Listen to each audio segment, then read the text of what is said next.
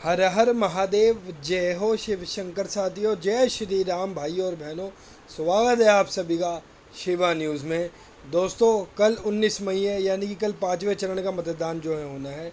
इसी बीच हम आप सभी के लिए हिंदुस्तान का सबसे प्रसिद्ध और सबसे सटीक सर्वे यानी शिवा न्यूज़ की टीम से सर्वे लेके आए हैं महाराष्ट्र लोकसभा चुनाव का, कि अगर आज की डेट के अंदर महाराष्ट्र की 48 लोकसभा सीटों पर लोकसभा चुनाव हो जाते हैं तो किस पार्टी या किस गठबंधन के खाते में महाराष्ट्र के यहाँ से कितनी लोकसभा सीटें जो है जा सकती है। दोस्तों, महाराष्ट्र के अंदर इस बार कांटे की लड़ाई जो है दिखाई दे रही है। इस बार महाराष्ट्र के अंदर मुख्य रूप से लड़ाई दो बड़े गठबंधन के बीच में, जिसके अंदर इंडिया के अंदर कांग्रेस, उद्धव ठाकरे जी की असली शिवसेना और शरद पवार जी की असली एनसीपी जो है शामिल है। इंडिया को महाराष्ट्र के अंदर महाविकास अघाड़ी से जो है जाना जाता है। वहीं दूसरी ओर एनडीए गठबंधन के अंदर मुख्य रूप से भारतीय जनता पार्टी, एकनाथ शिंदे की नकली शिवसेना और अजित पवार की नकली एनसीपी जो है शामिल है। तो मुख्य रूप से लड़ाई इन दोनों बड़े गठबंधन के बीच में होने वाली है। इन दो बड़े गठबंधन के बीच में ही महाराष्ट्र की 48 लोकसभा सीटें जो है बंटने वाली है।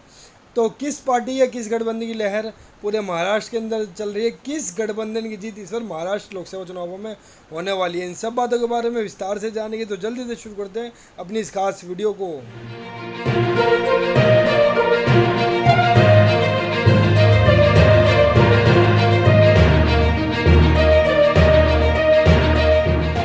तो दोस्तों, जल्दी से अपने इस महाराष्ट्र लोकसभा चुनाव 2024 के सर्वे को हम शुरू करते हैं। साथियों, ये सर्वे हमने पूरे महाराष्ट्र के 48 संसदीय क्षेत्रों पे किया गया है, जिसके अंदर तकरीबन 28,27,566 लोगों की राय इस पूरे सर्वे के अंदर हमने ली है।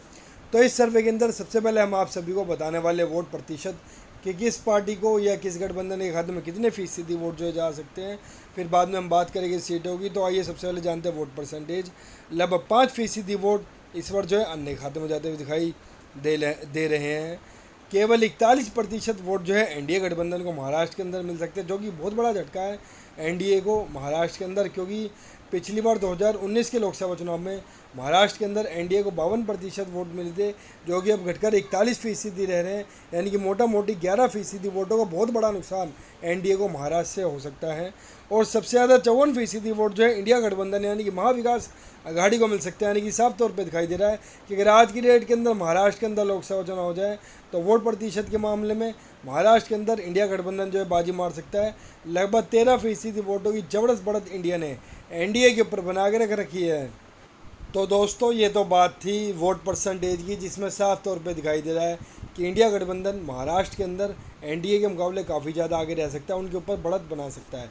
अब बात करते हैं कि अगर इस वोट प्रतिशत को हम सीटों में कन्वर्ट करते हैं, यानी कि ट्रांसलेट करते हैं, तो महाराष्ट्र की 48 लोकसभा सीटों में से कितनी सीटें इंडिया को मिल सकती है, कितनी सीटें पे एनडीए जीत हासिल कर सकता है और कितनी सीटें इस बार अन्य के खाते में जो जा सकती हैं। अगर आज की डेट के अंदर महाराष्ट्र के अंदर लोकसभा चुनाव हो जाए तो महाराष्ट्र के अंदर अन्य राजनीतिक दलों का इस बार खाता भी खुलता हुआ नज़र नहीं आ रहा है। केवल 10 सीट पे पूरा एनडीए गठबंधन का महाराष्ट्र लोकसभा चुनावों में सफाया हो सकता है, जो कि बहुत बड़ा झटका है खुद भारतीय जनता पार्टी के लिए और पूरे एनडीए गठबंधन के लिए महाराष्ट्र के अंदर, क्योंकि पिछली बार के लोकसभा चुनाव में इन्होंने यहाँ से 48 में से 41 लोकसभा सीटें जो हासिल की थी, जो कि अब घटकर केवल 10 सीटों पर सिमट के रह सकता है। यानी कि साफ तौर पे मोटा मोटी 75% सीटों से ज़्यादा नुकसान इस बार महाराष्ट्र के अंदर एनडीए गठबंधन को होता हुआ दिखाई दे रहा है। और सबसे ज़्यादा 38 लोकसभा सीटें जो इंडिया गठबंधन हासिल कर सकता है। यानी कि साफ तौर पे दिखाई दे रहा है कि अगर आज की डेट के अंदर महाराष्ट्र के अंदर लोकसभा चुनाव हो जाए तो महाराष्ट्र के अंदर एक तरफ लहर, एक तरफ आंधी महाविकास अघाड़ी यानी कि इंडिया गठबंधन की चलती हुई दिखाई दे रही है। 48 में से 38 लोकसभा सीटें सबसे ज़्यादा इंडिया गठबंधन हासिल कर सकता है। यानी कि महाराष्ट्र की जनता ने साफ तौर पर बता दिया है कि वो इस बार बदलाव की ओर जाते हुए दिखाई दे रहे हैं। इस बार पूरा देश बदलाव चाहता है, इस बार पूरा देश कांग्रेस की सरकार चाहता है, राहुल गांधी की सरकार चाहता है, इंडिया गठबंधन की सरकार चाहता है।